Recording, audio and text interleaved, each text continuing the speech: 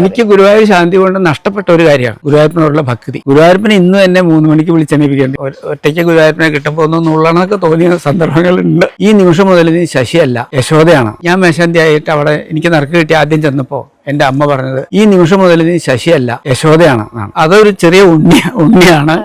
അതിന് വേണ്ട എല്ലാ പരിചരണങ്ങളും ചെയ്യാൻ നിനക്ക് പറ്റണം. അത് ആ മനസ്ഥിതി ഇപ്പം മുതൽ ആരംഭിക്കണം. കുട്ടിയെ രാവിലെ ഉറക്കമുണർത്തുക, അതിനെ കുളിപ്പിക്കുക, അതിനെ അണിയിച്ചൊരുക്കുക, ഭക്ഷണം കൊടുക്കുക, കളിപ്പിക്കുക, അതിൻ്റെ കൂടെ കളിക്കുക, എന്നിട്ട് ഉറക്കുക. അപ്പൊ അതിന് എന്തൊക്കെ വേണം എന്ന് വെച്ചാൽ അപ്പൊ അമ്മ പറഞ്ഞ ഒരു വാക്കും കൂടി ഉണ്ട്. കുട്ടി കരഞ്ഞാൽ അത് എന്തിനാ കരയണമെന്ന് അമ്മയ്ക്കേ അറിയുള്ളൂ. അമ്മയ്ക്കും അറിയാം എന്തുകൊണ്ടാണെന്ന് അറിയാം. ആ കുട്ടി കരയണത് വിശന്നിട്ടാണോ, അല്ലെങ്കിൽ വേദനിച്ചിട്ടാണോ, അല്ലെങ്കിൽ എന്തെങ്കിലും ആവശ്യത്തിന് കൊണ്ടാണോ അമ്മയ്ക്ക് മനസ്സിലാവും. ആ കരച്ചിൽ കണ്ടാ അറിയും.